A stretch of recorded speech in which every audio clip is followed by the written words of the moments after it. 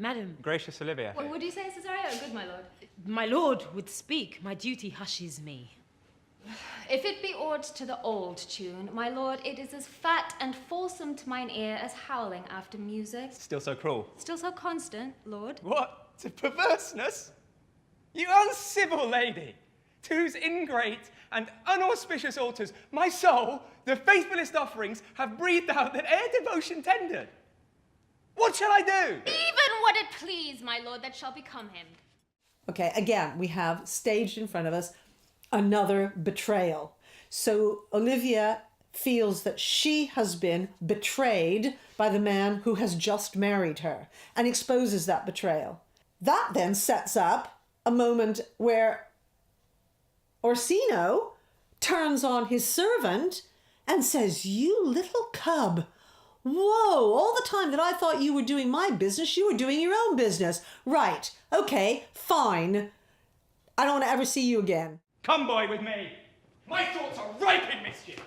I'll sacrifice the lamb that I do love to spite a raven's heart within a dove. And I most jocund act and willingly to do you rest 1,000 deaths would die. Why go, Cesario? After him I love, more than I love these eyes, more than my life, more, by all mores, than e'er I shall love wife. If I do feign, you witnesses above, punish my life for tainting of my love. I me detested, how am I beguiled? Who does beguile you? Who does you wrong? Hast thou forgot thyself? Is it so long? Call forth the Holy Father. Come away. Whither, my lord? Cesario, husband, stay. Husband. Aye, husband. Can he that deny? Her husband, Sirrah. No, my lord, not I. Alas, it is the baseness of thy fear that makes thee strangle thy propriety. There are some moments in his dramaturgy where Shakespeare can get this beautiful, pulsating, shared iambic pentameters between a group of characters, which gives the whole thing an energy and a pace and a realism that is quite astonishing. That's a really good little section to study. For the love of God, a surgeon, send one presently to Sir Toby. What's the matter? Has broke my head across and given Sir Toby a bloody coxcomb too. For the love of God, your help. I had rather than £40 I were at home. Who has done this, Sir Andrew?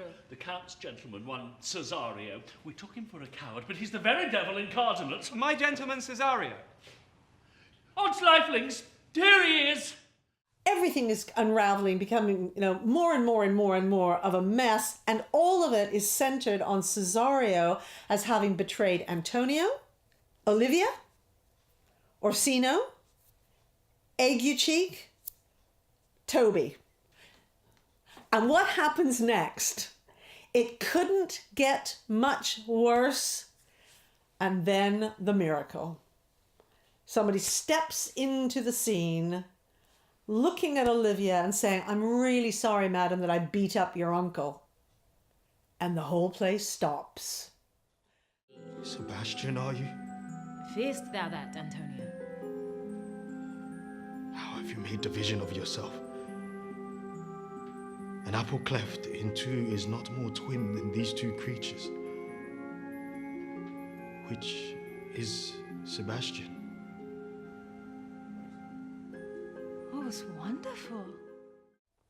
And finally, for everybody on stage, the pennies start to drop. Sebastian eventually turns around when everybody's, turns around and sees himself. He sees his double.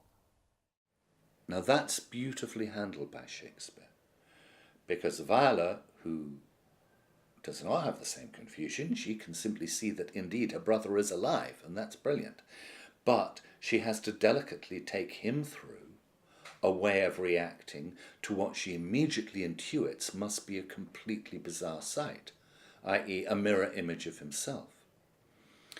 And to study the way that is handled by Viola, the way that's written, is an education in how Shakespeare portrays people of sensibility doing exactly the right thing at the most difficult moment.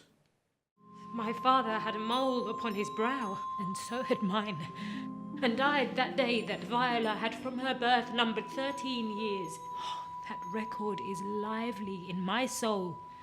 He finished indeed his mortal act that day that made my sister 13 years.